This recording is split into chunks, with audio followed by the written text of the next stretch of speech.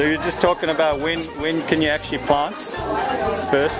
Well, our planting starts kind of the last week of May. That's as early as I can get out of the field. Yeah. Other people are out kind of early May up in the hills. So the soil's better drained. Right, right. And then, so what do you have to do in terms of fertility? Do you have to do a lot of fertilizing, or is it pretty good fertility in the soils? The soils aren't really fertile around here, and what we use is a fish and bone and crab shell meal. Okay. It's something that comes out of the ocean. Yeah, it's sort of a recycling resource. Yeah, cool. Well, it's good stuff. Yeah. And we buy a couple tons of that. Actually. Okay. Okay. Put it on at about a ton per acre. Okay. Okay. Oh, okay. You get all kinds of We do that, and our greenhouse crops get compost that we make from horse and goat manure and all feed scraps and whatever we've got. And then you said that basically you're done again by October. Yeah, you need to have everything cleaned up by about the 1st of October. Because it'll freeze, the soil will freeze, yeah. Wow, well that's pretty gutsy farming. Yeah. With the 24 hours of daylight, everything goes really. Yeah, very cool. Can't believe that you guys can grow anything up here. Oh, yeah. All the daylight, you know, I mean, just right growing season. Yeah, yeah. That was actually big. Yeah, yeah, they're saying. I teach sustainability at college, and we have a website down in California, so it's pretty unique. Where at? It's in a place called Victorville in the Mojave Desert. You know that area? Oh yeah. Yeah? I grew up in the Owens Valley. Oh, which part? You know where Big Pine is? Yeah. Glacier Lodge. Wow. Yeah. That's cool. That's a great place to grow up. That's fun. You went to school there and everything?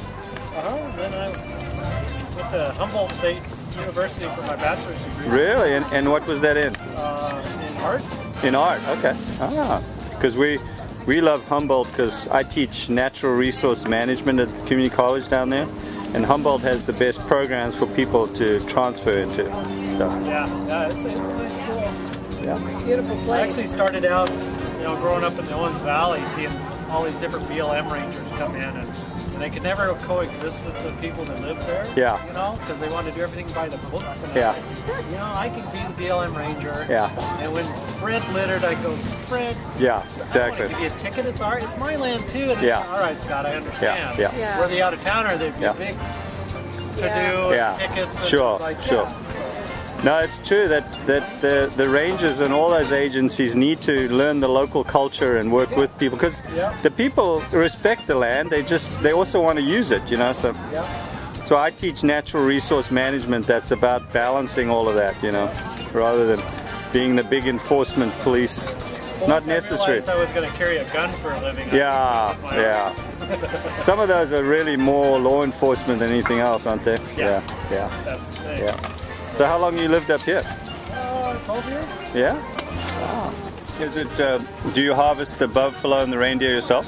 They help manage herds. Yeah? They need meat to process. They go out and get the meat. Okay. So it's sort of farmed ready? Local farmed. Take the buffaloes from the Delta region. Okay.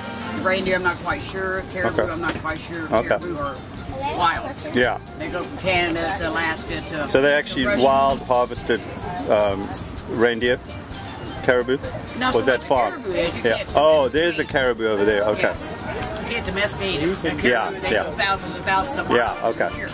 Yeah. Reindeer you can domesticate. Right. Okay. In fact, my friend used to have a pink reindeer. His name was Chocolate. Okay. So reindeer more kind of to us would be more elk-like. Is that the maybe it's all the same family. Yeah.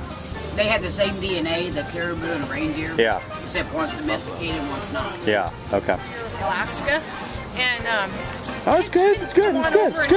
That's the whole point. It's for the kids. Oh, there's free samples here. Yeah, you guys listen. It's very cool. So, I'm a teacher here in the interior, and I teach science-based art. Oh, okay. And I've been keeping bees for 8 years here, and unfortunately, in the spring I get my bees from the almond fields in California. Yeah.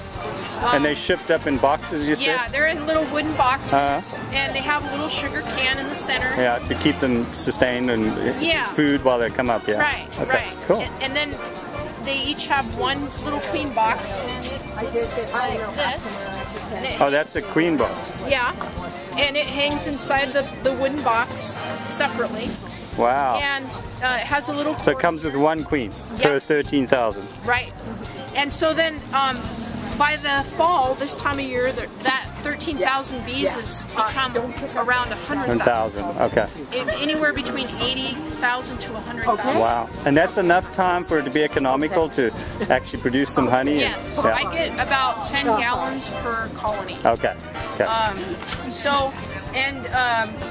There's 12 pounds per gallon, and the local price is $192 a gallon. Nice. Okay. So, but unfortunately, at the end of the season, I have to kill my bees because I live in Fairbanks, Alaska, where it gets 30, 40, 50 below. Right. That's what's so unique about it. Well, and I am. So, anyway, I take a shop vac, I fill it with water, and I suck all the bees into the shop vac, and then I put them in my compost, recycle them, use them for vermiculite. They're excellent for aerating the soil. Sure, great food source. But I have a gentleman over here that can tell you how he winters his over successfully. Are you in Delta? Yeah. So he's south of Fairbanks. We're colder. You're colder, yeah. So can you tell, he's videoing for a sustainability website. Would you mind? How do you winter them over? How do you keep them? Simply, I keep them in the insulated storage. Okay. With a good ventilation. Okay. And then you just artificially feed them in boxes or something? How do you? Yeah, we feed them in the fall. Yeah. Well, and it takes a little bit of doing to figure out how much feed they're gonna eat, how much syrup they're gonna eat. Right. Okay. Are they sort of semi-hibernating? Is that what they're doing? Or? Well, they're dormant or? They're not dormant. Yeah. They're kind of.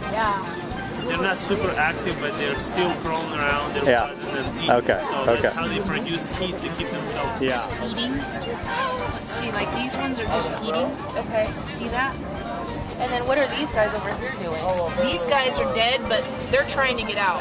And there's a big channel in here so that if they get too hot, they can get under here in this shade. Oh, okay, cool. Yeah. I should probably get rid of it.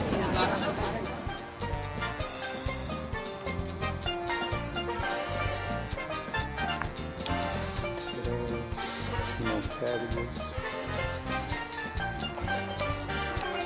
A whole bunch of squashes down there.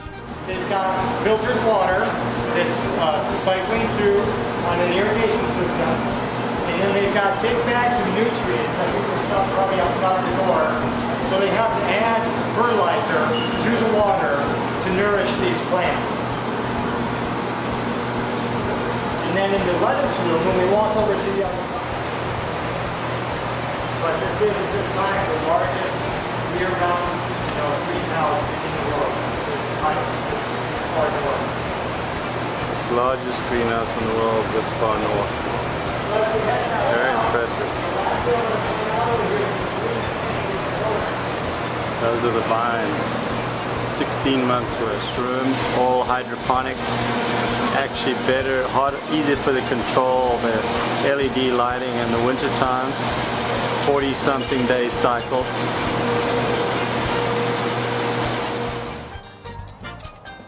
This is the University of Fairbanks, Alaska, their botanical garden.